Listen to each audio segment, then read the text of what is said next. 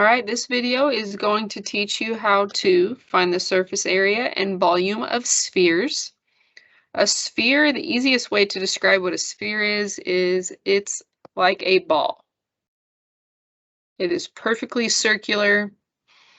The measurements that a sphere contains is radius and diameter, just like circles. So the radius of a sphere will just go from the center of the sphere out to any edge in any direction. And the diameter will go from one side to the other, and it goes straight through the center of the sphere. You'll see the only thing you need when you're finding surface area and volume of a sphere is the radius. So if they give you the diameter, remember you need to split that in half. But the only number you need to substitute in is radius, and that's it. So these formulas are pretty quick to calculate. So let's get to it. We'll do this one first. Surface area. I need to know what the radius is, so I'm going to write r equals 4. I just like to have that written. You don't have to. It is a good way to show your work. You could even just put an r right there next to the 4, and then I know that you know what number is the radius. Now this one obviously only gives you one number, but it's still good practice. It's good to get into that habit of showing your work, because there are other shapes that we'll be doing in this unit that do require a lot more work. All right, so I'm going to write this out. Instead of the r, I'm going to write the 4, and don't forget that squared on there. I'm going to open up my calculator. Now I still have the stuff in there from when I was doing cylinders. I'm going to clear that out so that it doesn't confuse me. And I'm just going to type this in. 4 pi parenthesis 4, and then squared is right here. Remember, this means 4 times pi times 4 squared. So the 4 gets squared, and then it gets multiplied by these other two things. The calculator takes care of all of that for you. We're going to round to the nearest tenth. So this is 201.06. Since this 6 is 5 or higher, it's going to round the 0 up to a 1. So 201.1. And its surface area, so think to yourself, what do you think I'm going to label this as? Since it's surface area, you take the measurement and you put a squared on it. So that is the surface area of that sphere. Now we're going to do volume. Let me make all this a little bit smaller so I have plenty of space.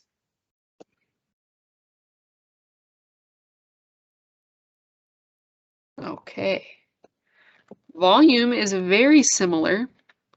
The only difference is, instead of multiplying by 4, we're going to multiply by 4/3. And also, instead of squaring the radius, we're going to cube the radius. So 4/3 times pi times radius cubed.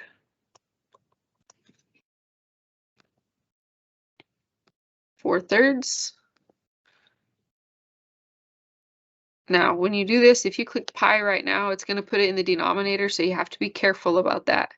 You'll either have to click out, so I can go right here and just click, or you can click your right arrow and it will move over, but make sure the pi is not in the fraction. Now I'm ready to multiply by 4 cubed. Now you don't see a cubed button here. You can click this button and it will take you up into the exponent, and now I can put the cubed on there. All right, this is 268.08. This 8 will round the 0 up to a 1, so 268.1. And it is measured in centimeters cubed. Since it is volume, it's measured in units cubed. All right, next example. I'm going to go through the exact same steps, except this time the radius is 3 instead of 4. So this 3 is my radius.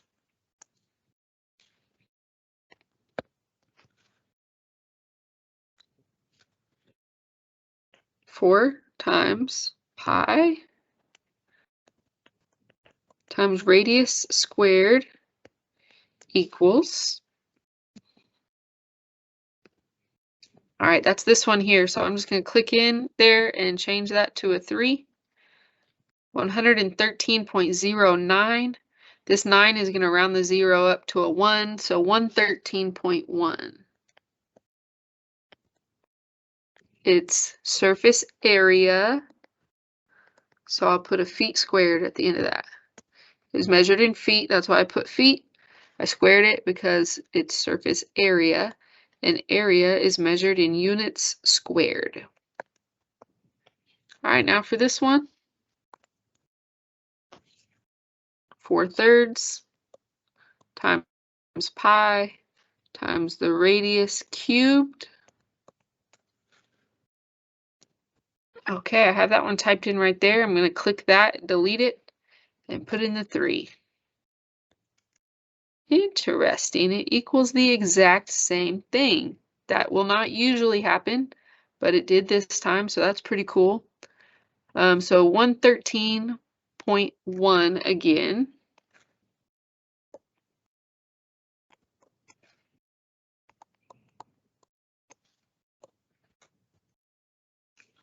Okay, I believe the radius of 3 is the only time these are going to match up. There could possibly be another situation, but I don't think you'll run into that again.